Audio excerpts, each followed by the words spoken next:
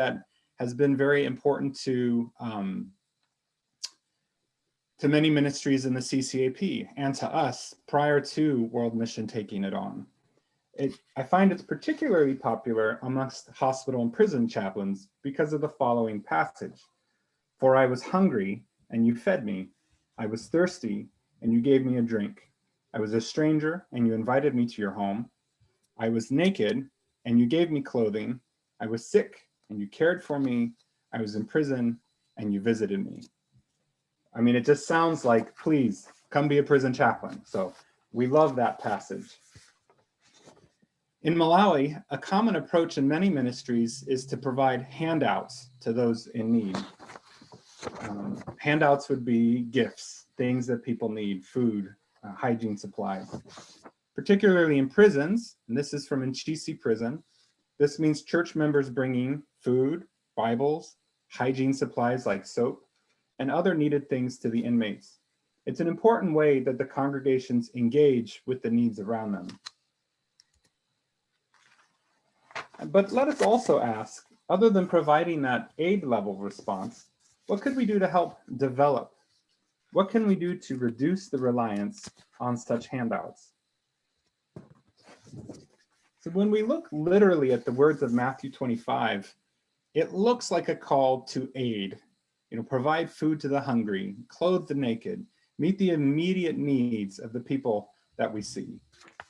And because this is such a well-known verse and that surface command, go and feed the hungry, is so clear, it seems very easy for us as individuals and congregations to follow it and implement it. It looks like a relief command, and relief is relatively easy to do. It's much harder to look deeper behind this command and see the roots and systems that we need to address in order to permanently feed the hungry. It's harder to see how we can engage in effective development. And it's especially harder to see underlying calls to justice and equity and search for long-lasting results, such as dismantling unjust systems, teaching better life habits, modeling a life of abundance and health.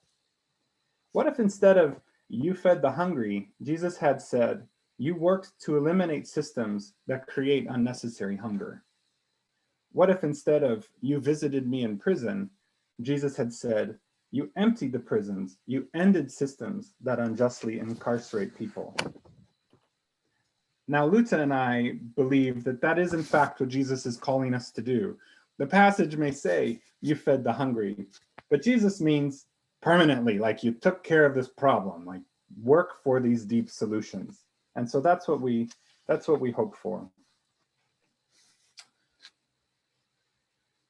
An example of this, the Nkoma Hospital chaplains are involved in a palliative care program that provides food assistance to patients. Palliative patients come to the chaplain office daily requesting food. That's part of the program. In addition to this, Malawi has a time of year that they refer to as the hunger season. This is a time of year when maize supplies from the previous harvest have been finished, but the current year maize has not yet been harvested. It's just as the rains are coming in, so the maize is growing, but it's not ready yet. Unfortunately, it's also around Christmas time. During the hunger season, the chaplains receive requests for food assistance, not only from the palliative care patients, but from any patient or their guardian who is hungry. A line often forms at the chaplain's office of patients and guardians seeking food. The need is overwhelming, and the chaplains struggle with managing these expectations. The head chaplain at Nkoma Hospital, Reverend Kalebe, said that throughout the year, the number of people requesting help averages at about 10 per day. Then he told us in the 2019-2020 hunger season, in one day, there were about 50 people lined up outside his office asking for food assistance. But that was actually just a part of the demand. The hospital itself is surrounded by housing for the staff that works there. And Reverend Kalebe said that on many days that week, there were up to 300 people going around to these houses of the staff members, asking them for food. This is a picture of people just sitting, waiting in line, hoping that somebody's got food for them to eat that day. But hungry season happens every year. This is something that can be addressed and planned for. We know it's coming. Something that happens yearly should not be a crisis needing aid. At Nkoma Hospital, there's also an interesting intersection between the chaplain department and the Community Health Evangelism, or CHE program. Mr. William Chimwezi is an assistant chaplain at Nkoma Hospital, and he's also the coordinator for the Nkoma CHE program. The other chaplains have also been challenged by the program. In a conversation I had with Mr. Frank Chidovu, another assistant chaplain, he made the observation that members of those communities involved in CHE did not come looking for food assistance. The changes they've made, such as implementing conservation agriculture, have given them new food resources and reduced their food needs. As a result, when they have sick members in the hospital, food isn't one of the problems that they face. There's a powerful testimony to the far-reaching changes that addressing things at a root level can have. Not only do those certain villages have more food, but the burden on other support systems, such as the chaplains, is reduced. If more of our interventions can reach to those root levels, then problems across many areas can be reduced. This is a picture of a baobab tree, which we're using here because the branch system looks like a root system. There's a legend that old man baobab angered God, so God pulled him out and stuck him back in the ground upside down. So that's why the branches look that way. Root causes are the foundational causes of a particular issue. Engaging in effective development addresses these root issues, which are typically systemic problems rather than just current needs. In community health evangelism, work is done with communities to identify these root causes to determine where the community should focus their resources in addressing the need. And they do this by asking why. It seems fairly simple. If you have a problem, you ask why. So for example, root causes of hunger season. Why is this? Well, one answer is there's not enough food, which in Malawi means there's not enough maize, there's not enough corn. Okay, so we ask why. Well, there's two possible answers or more. One answer is because the yield was low. Okay, why was the yield low? Well, one answer is the family didn't have enough money to buy fertilizer. Another answer is the soil is poor. Well, why is the soil poor? Well, because the soil is degraded from being left bare during the hot season, or because, again, the family didn't have money to buy fertilizer. Well, why didn't they have enough money to buy fertilizer? The answer to that may also be the same answer as there's not enough food, because the family sold their maize during harvest. Why did they do that? Because they needed money on hand to buy things such as school fees or vegetables. Well, let's ask about vegetables. Why did they need to buy vegetables? Well, they don't have easy access to vegetables. So we ask this and we go around and around asking why and why and why until we get to a point where we realize that's the main problem. There's no more why past that. And as you can also see, some of the answers may cycle back to each other. And so once we get to the root, then we start to teach how to address the why using local resources. For example, is buying fertilizer from outside the community the only way to build soil nutrients, or are there other ways using local resources? Give me a minute here. I want to try to switch to a video to show you. This is Mr. William Chimwezi, and he will be talking about one of the kitchen gardens in the CHE community. We encourage them to have vegetables to plant whatever they want to plant. So this family planted maize, and now you can see that they have just harvested. So we said, okay, after harvesting, you are supposed to cut all those residues and cover the ground. So you can see that they have spread it to cover the ground so that they can make manure. Yeah, after decomposition, you find that there is still, the soil is still fertility. Yeah, so they are just waiting. Coming dry season, they will just plant some vegetables for the famine. You know, in dry season, it's not easy for us to find radish, vegetables. So when we sat down discussing what makes us to squander our maize, because each and every year we harvest maize, But what makes us to squander all this maize? Coming February, March, we find that the family is suffering, have no food. So we started brainstorming. So some says, no, when we have enough maize, we just sell it in order to buy relish, especially during dry season. So in order to alleviate this, what should we do? Okay, in dry season, we are supposed to have kitchen garden and plant our own vegetable. So instead of selling maize in dry season, we'll be just using our vegetables here. Yeah, so we encourage each and every family to have a kitchen garden. So they have just planted, they planted vegetables. After vegetables, they planted maize. So coming early rains, you find that they have already harvested maize. They have enjoyed green maize. Now they are just waiting the soil to be refreshed. After refreshed, they will plant vegetables. Okay, I hope you all heard that. I love that video for a number of reasons. I do want to define some of his English. One problem we run into in Malawi is we're all speaking English, but it's not the same English. So when he says relish, that's a general catch-all for vegetables that you eat with ensima. Ensima being a corn paste, kind of like a really hard grits that you pound up, and then you eat that with all kinds of stuff. So that's their main food. And relish would be vegetables on the side. And he uses the word squander just to mean that they used it up. I wouldn't say that they're actually squandering their maize. They're just using it up, but not as food. They're selling it, as he said, to buy things. As you can see, it looks pretty green there, but most of the maize has already been harvested, which means most of the land is not looking green. It now looks like a dead cornfield. And so the fact that it's green here is because they're using water from their kitchens to water this garden. It's very simple, but it revolutionized how they're eating because now they have vegetables year round instead of waiting for the next batch of rain. And it's using water that they were already using. Community health evangelism uses a train the trainer and discipleship approach to holistic development. So each CHE initiative has CHE trainers, CHE committees, and CHE home visitors who are often called CHEs. Yes, I do find that confusing. That's how it works. These groups work together to provide home-based ongoing education. They work with the community to assess needs and identify local resources, and provide mentorship and discipleship to individuals and communities focusing on issues of physical and spiritual health.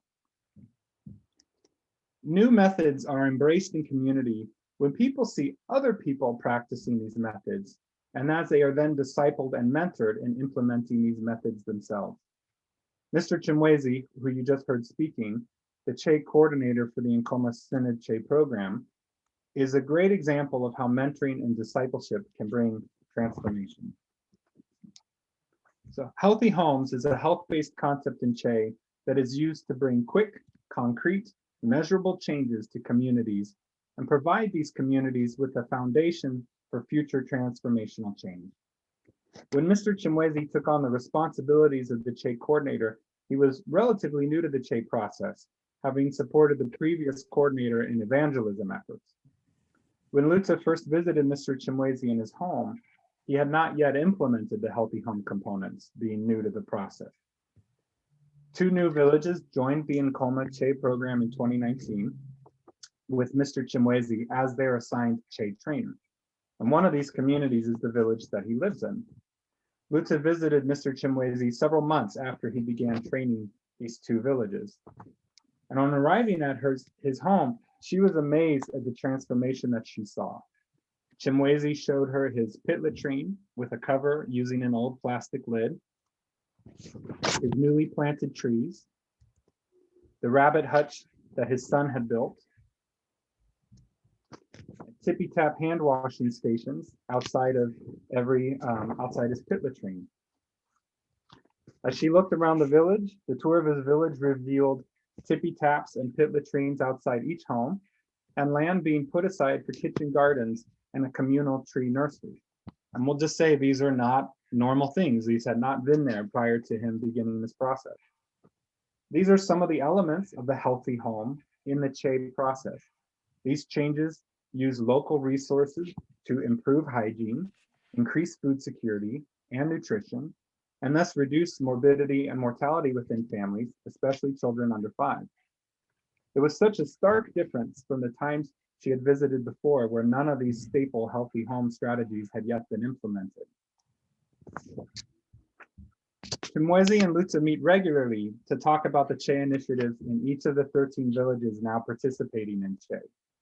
During one conversation, Chimwezi and Lutza were discussing food security in Malawi and deforestation, one of the root causes of food insecurity. One of the root causes of deforestation is cutting down of trees for fuel to cook. And one way to address this is to build more fuel-efficient stoves. They agreed they would try and build one together. This one is called a changu changu moto, which in Chichewa means quick fire. And they agreed to build it together with the members of his village to test it out. 4 months later, she visited again to find that already each home had built their own changu changu moto, and that trees had been planted under the tippy taps to maximize the water usage.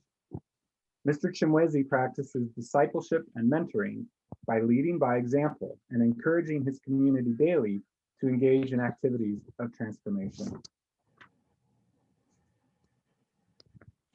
This is Mrs. Njati, and she lives across the road from Chimwezi's village. As she saw the activities beginning to take place, she asked if she could participate and be a part of the Che process herself. One of the tenets of Che is that of natural multiplication. As neighbors and neighboring communities see the transformation taking place, that they would begin to adopt those same strategies. Mrs. Njati's neighbors are also beginning to implement the healthy home strategies. In addition to these healthy home activities, Che communities have been learning about conservation agriculture using a method called Farming God's Way, initiating village savings and loan groups, learning about micro-enterprise and small business plans, creating community food silos for storing maize, and participating in community-led Bible studies. These are all trainings chosen by the Che communities themselves as a multi-pronged approach to food security, which continues to be the #1 issue within the Che communities and most Malawians and broadly discuss as a pressing issue. Like the rest of the world, Malawi has had to attend with COVID in this past year. As COVID began spreading and fears heightened in the beginning, the trust established with the Che trainers in the Che communities facilitated rapid education of prevention methods and building of hand washing stations. One individual in the Che community contracted COVID, and the community was at first resistant to the medical community assessing the rest of the village. After all, they came in all suited up and gowned up, and that just kind of created a bit of a panic.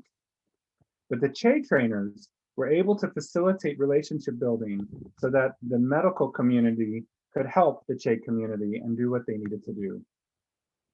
In addition to this, several trainers were able to attend a soap making training.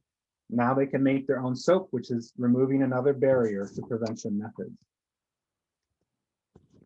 God has clearly called us all to love our neighbor, and we continue to think not only about the work we're doing with our neighbors in Malawi, but how you can apply some of these ideas to your neighbors where you are.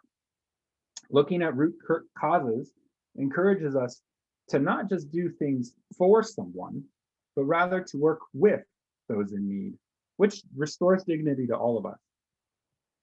Peace USA World Mission has embraced partnership missiology for decades now. What this means, what partnership missiology means to us, is that World Mission and our global partners work together to determine goals and strategies and priorities. It means that mission co-workers are not just sent to fix problems or provide relief. Instead, mission co-workers are invited by a global partner to come, accompany, and work alongside programs and priorities that the global partner has. World Mission also looks to prioritize addressing root causes and systemic issues, prioritizing these programs that focus not on relief, but on development level responses. As I've talked about it, community health evangelism is a community-based approach to holistic development that seeks to transform individuals and communities. As an asset-based development model, Identifying root causes is a central tenet of the Che process. Che communities identify their needs, the root causes of those needs, their assets and resources, and using scriptural and practical lessons, they learn to transform their lives, habits, and communities. I understand that you shared last summer our sermon, which talks a little bit more about the impact of aid in Malawi and how it's really developed a mindset that people can't fix their own problems. And so to come in with Che and say, yes, you can, it's just saying that is transformational. On the surface, when I first entered chaplaincy, chaplaincy doesn't look like a development model. And at first I couldn't even see how it could follow a development model. Let me give you an example. Basic thing, a patient comes to the hospital. While they're there, they have a need for the chaplain, such as pray for me. So the chaplain goes and addresses that need. They pray for the patient, and then the patient goes home. There's an immediate need, immediate relief, done. But as I've supported Luta and Che work, and as I've reflected on the missiology under which we serve, I've been able to see how these Che ideals of addressing root causes can benefit the chaplains as well. One root is the need for training. And this comes up in a number of different ways. Chaplains in the CCAP are a relatively new concept. So the training centers, theological training centers, are training pastors to work in churches, to be preachers and evangelists. They're not yet training people to work in prisons or hospitals or schools where preaching is not their primary task. So the chaplains are pastors who've now been assigned to a hospital or a prison or a school and find out very quickly that their previous training only covers about half of what they need to know in order to do their job. As they put it, they're doing on-the-job learning. So the root for them is a need for information, a need for training.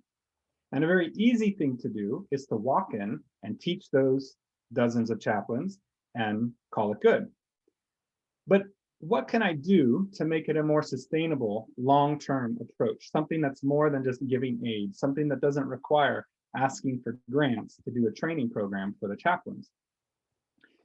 So I've been meeting a lot with chaplains. A lot of what I've been doing is to meet with the chaplains to find out their needs, to ask them these why questions, to get to the root of their problems, so that we can develop training programs that can be reproduced easily, that can be long-term, and that can address the core.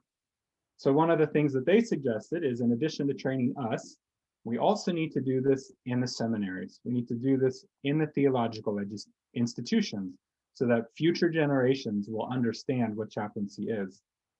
We also need to train lay leaders so that the burden's not so heavy on the chaplains. And we need to do trainings that are small, not just centralized trainings, but small ones that can be done all around the CCAP so people can access it more easily. So far, most of the trainings that I've been able to do have been more centralized, which means I've had to have grants. One of these larger trainings, a 2-day introduction to hospital chaplaincy, was done with a grant from the Peace USA.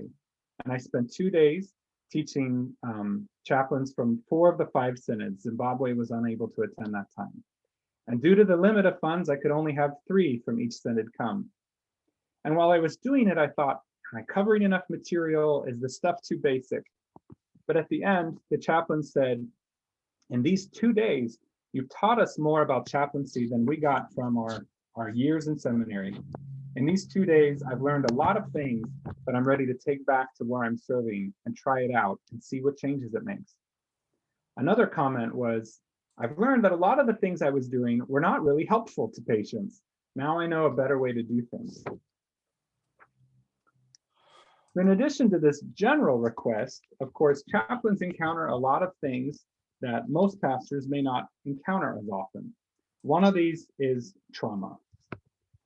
Trauma is all over. It's something that it's becoming a bigger part of our vocabulary here in the US.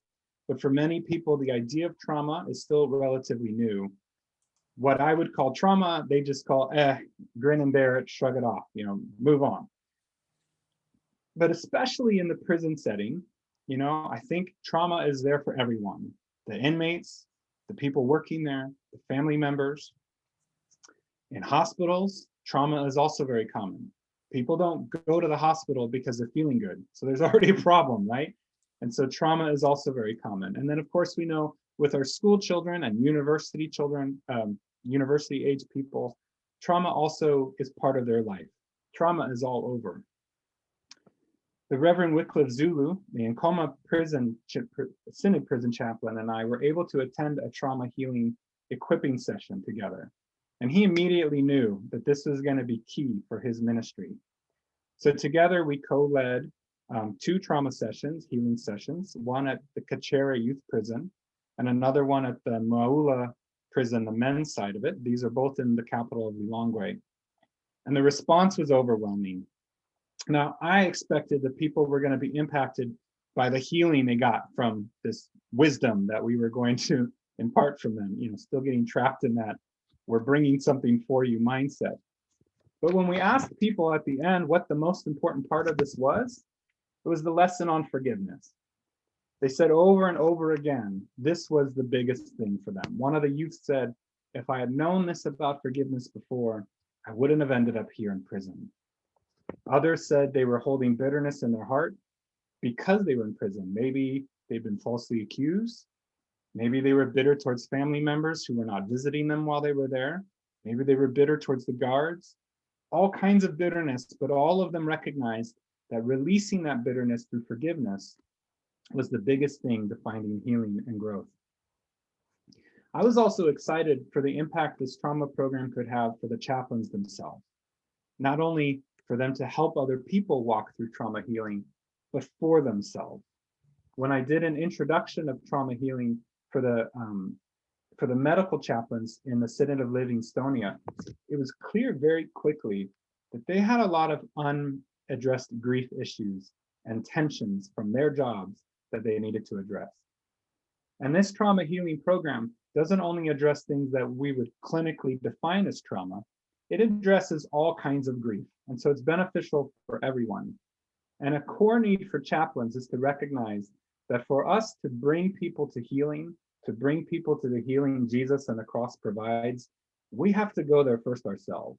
We can't lead people down a road we're not willing to walk. And so for chaplains to go through this trauma program, to be trained, they will also experience healing themselves, which will benefit them in their ministries in all kinds of ways. These are just a couple examples of the skills that chaplains need. And the trauma healing program is exciting because it can be done small, it can be reproduced easily, it's already in a number of different languages, and so it's something that can be done for anybody on any level of education. Another route that the chaplains encounter, one that I was not aware of until I started asking them these why questions, is that they're not well recognized and supported within the synod structures. The chaplains themselves see the importance of the ministries that they've been assigned to and called to, but the chaplains don't feel supported or recognized by the synod leadership themselves and feel a lack of guidance in their work. So when I was realizing that that was a major need, one of my goals was to bring together chaplains from all 5 synods, from all the different chaplain disciplines, to develop a chaplain advisory committee. My goal is that this committee would help lead the direction for training, to make sure that the training is meeting their needs and the needs of future chaplains, but also that the committee would serve as an advocacy group to speak to the synod leaderships, to create structures that integrate them better into it, that get them the support that they need. It was last March, just before we left Malawi, that we were finally able to have this meeting. It also was made possible by a grant from a congregation, South Frankfort Presbyterian Church here in Kentucky. One of the exciting things for me was to see chaplains from across the CCAP, which I said is an international church, and to see them reconnect with people that they maybe hadn't seen since seminary, to learn about how all these different cultures within one church work together. And for them to see that each of them, because of the different ways each synod works, there's things they can learn from one another to try to take best practices from those synods and then bring them all together into one recommendation. So at the end of the meeting, the newly elected chair closed with thanks and encouragement. And And he said, "Thank you for holding this meeting, and to the Peace USA and the other supporters for financing it. But we know our synods should be able to cover the costs of at least transport. We need to encourage them to do this." That statement greatly encouraged me. It's one of the many ways that they can ask the synods to sustain and recognize them. Forming an official committee to back up the chaplains as they ask for support will hopefully address one of the root causes of their needs. And the fact that they're looking to their synods for support rather than outside is a step towards development rather than relief and aid. So as we've shared with you about the work in Che and the work with the chaplains, we've shared some of the systemic issues within a program. Our focus is on training and building the capacity of those doing the work, coming alongside our partners who engage directly with the patients and communities to support them by sharing our knowledge and skills. For us, for the most part, this looks like lots of conversations and lots of meetings. Sometimes that can be discouraging because it doesn't feel very sexy and it doesn't feel very tangible in its results. But we believe and we know that this focus on training and capacity building will provide long-term sustainable benefits, not only to our partners directly, but to the broader Malawi community. And in partnership, there should be a two-way exchange of knowledge and experience. We learn from partners just as they learn from us. As we said earlier, the Nkoma hospital chaplains are seeing that they cannot feed all the hungry people who come to them, and they're needing to look at root level ways to address the systemic problem. In prisons, they are also seeing the need to dig deeper to address the deeper causes of issues. Whenever church members visit a prison, they said before, they bring large donations with them. They meet those immediate needs, but those needs are infinite. Every day they're there again. As the chaplains work with the prisons and engage with them daily, they're seeing this need and they're seeing the deeper causes. And they're seeing that the efforts need to address them more permanently. The Reverend Stanley Chamesia, the Blantyre prison chaplain serving in the eastern side of the synod, has helped get clean water access to a couple of the prisons in his region. Rather than just bringing a gift that they'll use up today and need again tomorrow, he brought wells, clean water, which will benefit them for a very long time. Chaplains are also seeing injustices in how bail works, in prison sentences, and in the time it takes for remandees to actually get a hearing in court. They can spend a long time in jail before they're even actually accused fully of their crime. Some people are still in prison as victims of political corruption for decades and have not committed an actual crime. Education is another need that's common in the prisons. There are efforts to address this at a secondary and primary education level, but the chaplains are also working to get education at a different level. This is a picture of inmates who recently graduated with a theology certificate, a basic training in theology in Chichiri prison. And this was coordinated by the CCAP chaplain Blessings Nkwate. Because they're ministering long-term with the prisons, chaplains are seeing the root problems more closely and finding solutions for them. And as we address the root causes behind the struggles the chaplains themselves face in their ministry in being effectively equipped, it will enable and empower them to see and address other root causes that they encounter daily. Advocacy in prisons is something that we in the US continue to need to grow in as well. And so this is a way that our congregations can communicate with their congregations to share what we're learning and experiencing as we do ministry. There are many more examples of things that we and you can learn from our partner through relationships together. We invite you to come and learn with us. In addition to supporting us financially and through prayer, there are many ways in which you as individuals or as a local congregation can join in partnership with the CCAP. If you're interested in visiting Malawi once this pandemic is lifted and seeing the work of CCAP, please feel free to contact us. We have lots of ideas for mutual engagement. And as we said, we hope that that engagement empowers you also as you engage with your immediate community. If you want to support our work financially, there are three main ways to give. The first ECO here is giving directly to our funding and support. This is what allows us to go to Malawi and live and stay there. The second and third ECOs support the projects of the CHE program and then of the CCAP chaplain program. If you are interested in giving to those, if any of that's unclear, please communicate with us and we're happy to clear that up. Tatokoza. In Chichewa, that means we are thanking you. We are thankful for you, for your continued encouragement of us and God's work through the Church of Central Africa Presbyterian. Thank you very much.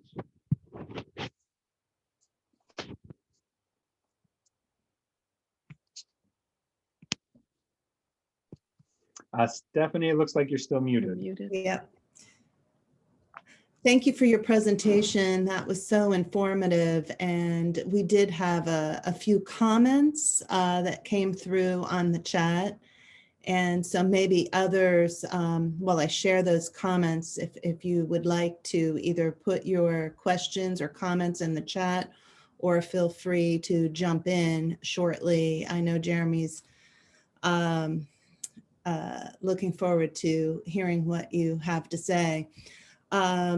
Elsie Reed says root cause solutions are supported through the self-development of people program of the Presbyterian Mission Agency, which we all can support in our upcoming One Great Hour of Sharing offering. Mm-hmm.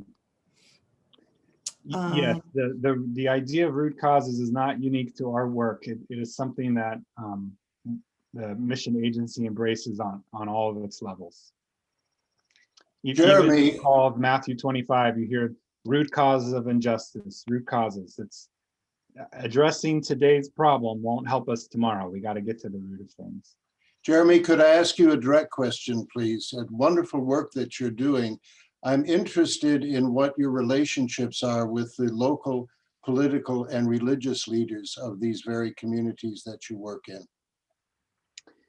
So Luta and I, particularly with the CHE program, Luta tries to stay out of the villages as much as possible.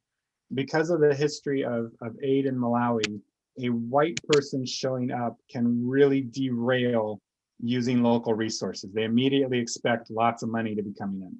Yep. That's not as big a problem for me with the chaplains, but I'm focused on working with them. And if they want to engage the leaders, that's something I want to encourage them in. So for Luta and I directly, we don't engage too much with political or other church leaders other than the church that we're working with, the CCAP. We are there with the General Assembly of the CCAP because we don't work with just one synod, we work with all of them. So because of that, we are in contact with a lot of the CCAP's leadership.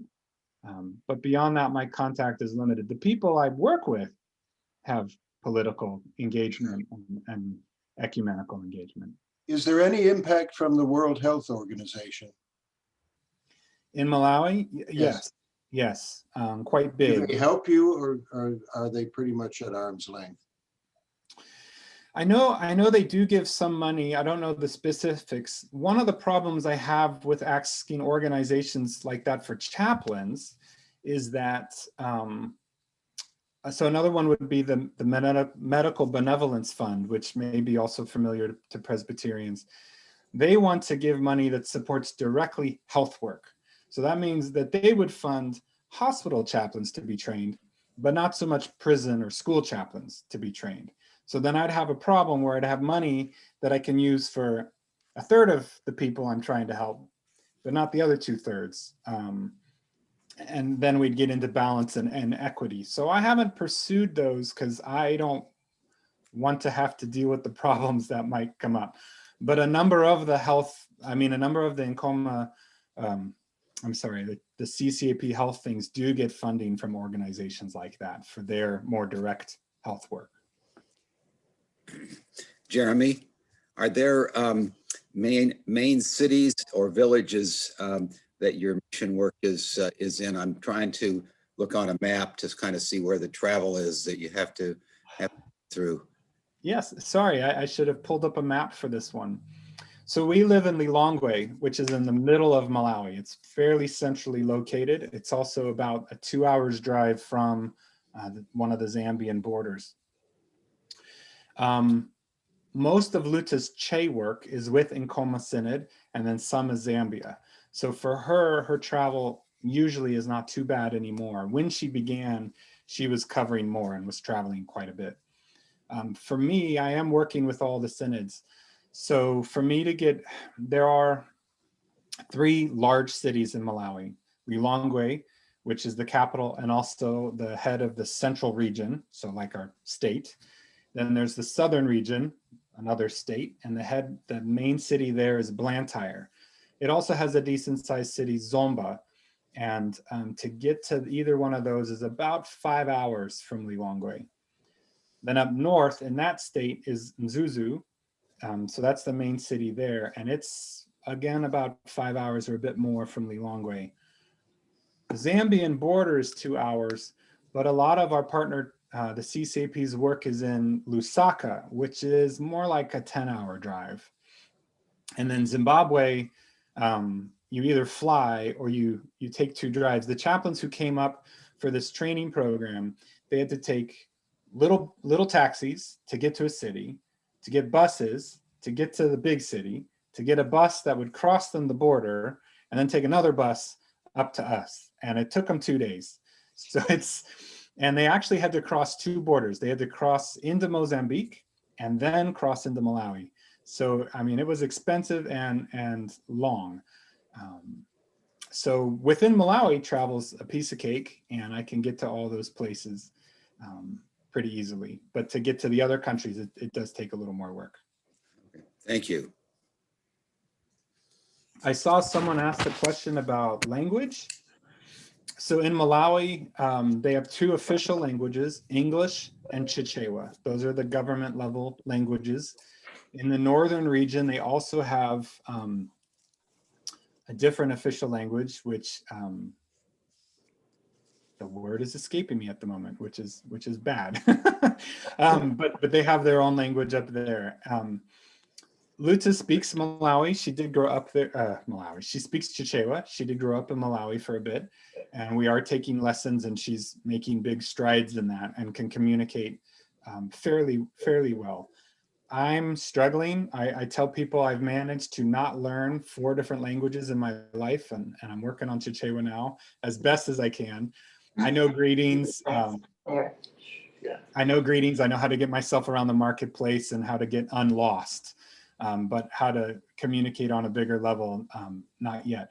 But I'm getting to where I can at least hear the words that people are saying rather than it just being a jumble. So it's slow progress for me. We're working on it though. Do you often take an interpreter with you one of the different places? I've never taken an official interpreter because I never go alone, and all Malawians speak Chichewa, so they just take it on themselves to interpret for me. Can I ask you a question? Yeah.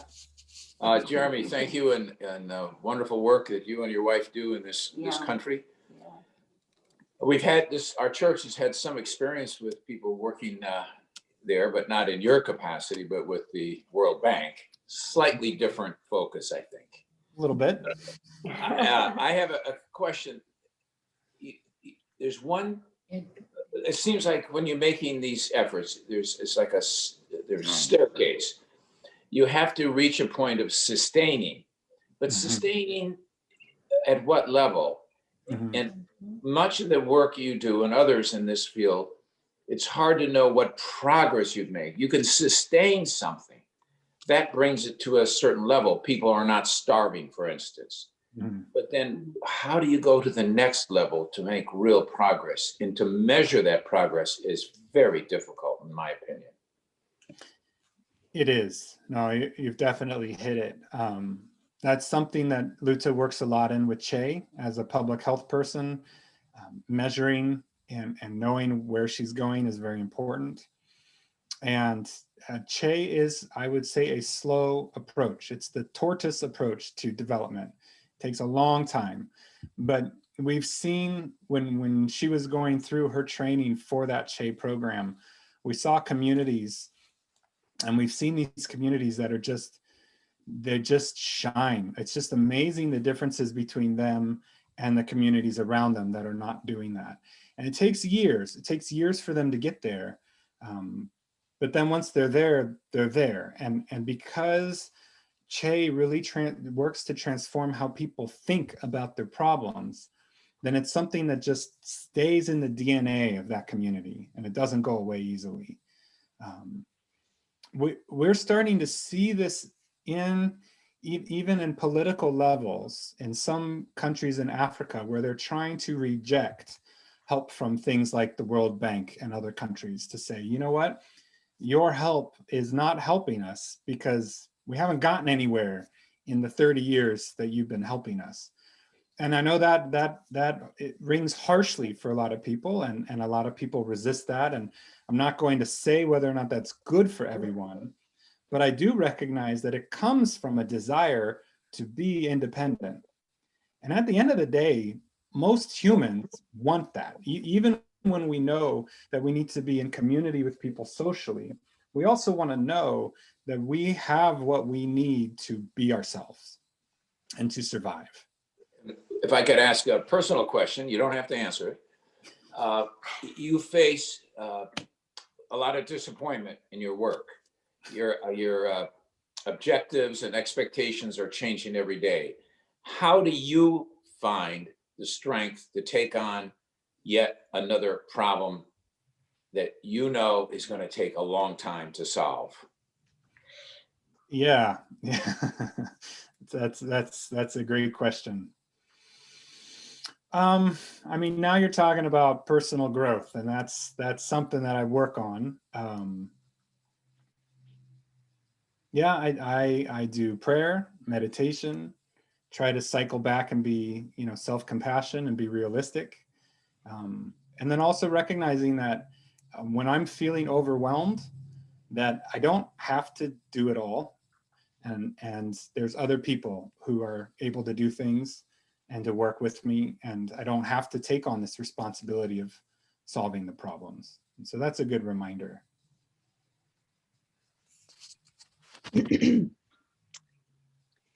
Jeremy, I was wondering, as a leader of the Christian Ed Committee, an idea that came to mind is if there is any type of partnership we could have with our youth programs.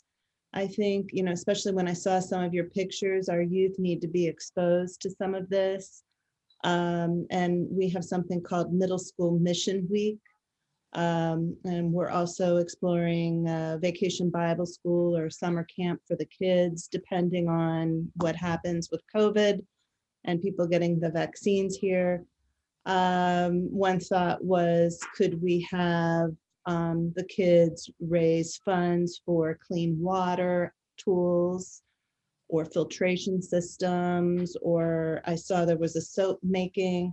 So I don't know if you've done any projects like that in the past, or would be open to something like that, helping us conceive of the right opportunity for a partnership. Yeah, a lot of those things you're talking about would be more under Luta's work. So as far as like what particular things could you kind of give money towards, that'd be a good thing to send her an email to ask about. I'll let her answer that more directly. But I can say yes. I know, so soap making can be done a number of different ways, and there are relatively easy ways to do it.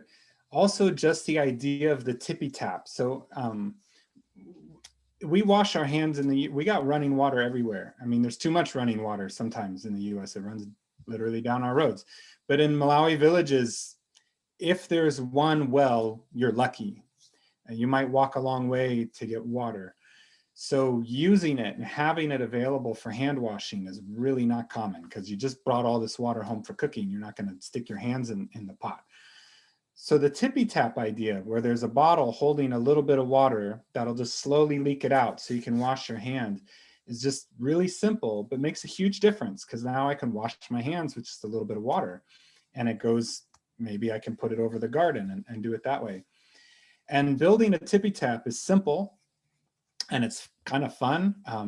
My wife finally did one at our house, and she did it with the boys and our gardener, and they got out the supplies and then had to improvise, I don't know how many times, just for this simple thing. And so it kind of shows you the process of figuring this out and using local resources. Like if you're not going to go to Walmart to buy the stuff, what do you need to figure out? Where can you get a stick from? Where can you get a bottle from? Do you have any string on hand? If not, what can you do? Whatever they were gonna do to punch a hole in the bottle didn't work. So then they had to improvise that. And so it's a real good lesson in the kind of problem solving the villagers have to do, because they can't just run off to the store to buy something to fix the problem. They got to think using what they've got on hand. And so that can show kids too, look around your home, look around the classroom. What can we do to do this? Let's think about what we have locally and not what we can ask mom and dad to go get us, which is not a local resource. Like, that's good to know you've got that there, but it's not a local resource. So yeah, I think that would be great. And I think if you email Luta about that, she'd be able to connect you more. Related to that, there's a question if we've had church partners come and visit and enter into and learn from the ministry we are doing. Luta and I have not yet. There's two reasons for that. I didn't engage fully with the chaplains until 2017 and was still figuring out what was going on until recently. And then, like I said, with Che, it's hard for Luta to think about where outsiders can fit in that won't kind of derail this tortoise problem. So she's got some ideas now, and I've got more ideas now that I've been engaging with the chaplains of places people can come and see the ministry and learn from the ministry and engage with it. And so we haven't had that happen yet. We were hoping it would happen soon, and then soon is turning into who knows when with this pandemic. But we do hope that when we go back to Malawi, that we can send an invitation to you to say, please come and see what our partners are doing, see the ministry that's been happening here, and learn from it. There's also a question about percent of Malawians that are Christian. I don't remember a percentage anymore. I know that most of the country would self-identify as Christian. The CCAP itself claims something like a quarter of the country in membership. And then the next largest organized religion would be Islam. There's a number of Muslims around, particularly in certain regions. One of the presidents was Muslim, and so then that kind of boosted that population quite a bit as well. But then there's also a lot of still traditional religion around and people engaging in that. But then because of the history of Malawi, they don't tend to talk about that much. That was really suppressed by both the British and then the first president of Malawi. So it's harder to know numbers of that.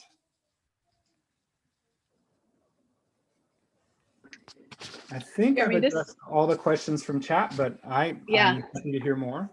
I just want to jump in for a second and say we are recording this, and I'm wondering if it would be okay with you to put it on our website, or if you'd rather not, if there's anything that is not is appropriate to be on the website from your end. No, it's fine with me. Fine. Okay. I saw a hand up. Yeah, one additional question.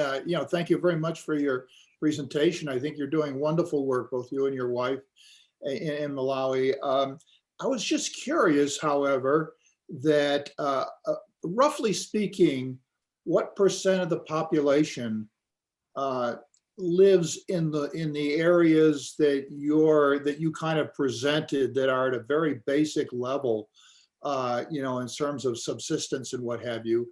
And my second question is, to what degree, because I thought your whole concept on root cause and developmental aspects were so important, and what you're doing there. And I'm curious as to, does the government or have programs that aim at the same thing, or are they just kind of throwing money at it? Or I'm not sure. I'm just curious of your opinion in both those dimensions. So my feeling is that the government is like governments everywhere, which is for the most part, they throw money at things because that's easy, relatively speaking. I think too, a lot of the international aid we see throws money at things. And Luta has a couple of friends who work with like USAID and other big governmental things, and was in a Bible study with a number of them and heard them complaining all the time that it doesn't seem to do anything, doesn't seem to make any difference. And that's my opinion in general of government intervention. I hope our governments will eventually learn a different way to address local problems, because I'm all for government. I just don't think they're very effective at the moment. I do think we see changes sometimes. I think I'm more happy when I see local leaders changing, that we hear leaders talking about needing to fix problems themselves instead of looking to outside. And I'm excited when I actually see that happening. As far as percentages, I don't know the numbers. I know the cities are relatively big, but they don't account for everyone. So most people live in more rural settings, and there are larger towns, but people come to the town. So they live scattered around. And then even like Lilongwe just sprawls, and in certain neighborhoods, especially on the outskirts, it looks like a crowded village. There's still not a lot of electricity in that area. There's still not a lot of running water, not a lot of sewer systems and stuff like that.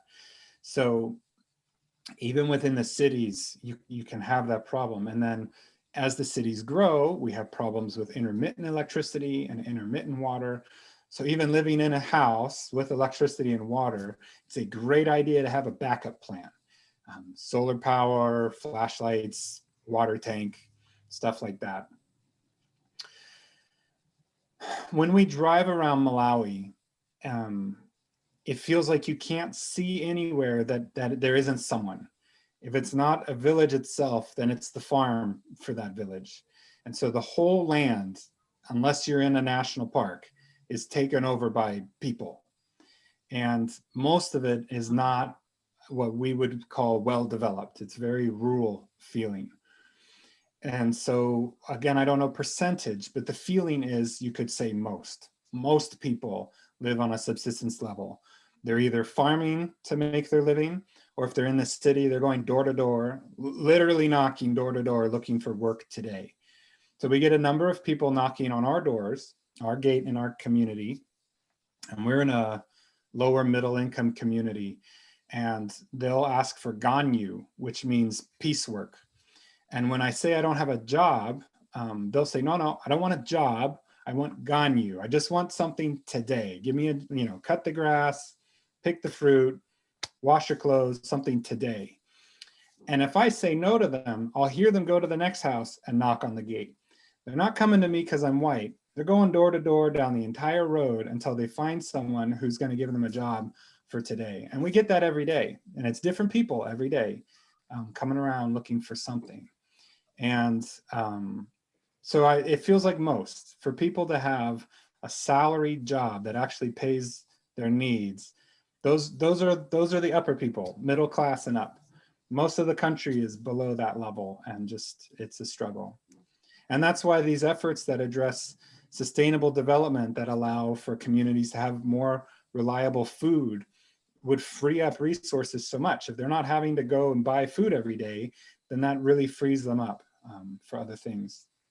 I mean, one of the things, just as a side comment, and just what you just said, is a testament, which I think you made this point before, that people want to take responsibility and want to achieve and want to better themselves. They're not just waiting around. I mean, they're certainly appreciative of support that are given to them, but they want to contribute. They want to take care of themselves. And that's a human spirit I think you referred to before. So nurturing that and figuring out ways, as you talked about, root cause development, little things like that bottle you talked about and so on, can provide satisfaction in a person, even a little thing like that, in terms of achieving for themselves. So nurturing that spirit, which I see both you and your wife, and in fact, the programs that you're involved with are going a long way to do. It's just discouraging that there's not also other organizations with maybe more financial backing that are trying to recognize and go down a similar, if not the same line that you all are trying to do. So thank you very much for that. So I see we're near on time. I did see other people had questions. I hope you'll email me or my wife or both of us. I put our emails there in the chat. Please email us, ask questions.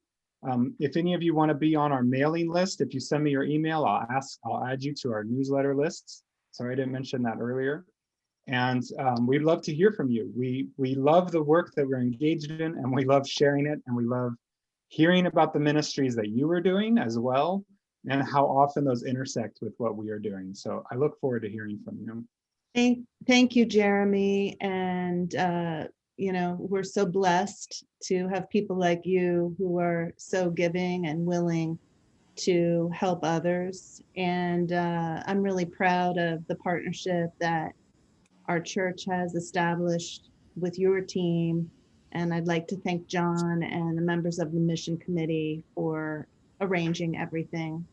And on that, I'm going to bid everyone farewell with my thanks. And I'll see you at the worship service in a few minutes. Thank you so much for having me. Thank you, Jeremy. Thanks, Great job. Jeremy. Thank you. Blessings, everybody. Excellent. Thank you. Join us if you can, Jeremy, for worship. We can get that link to you if you'd like. I've got to go relieve the kids, so.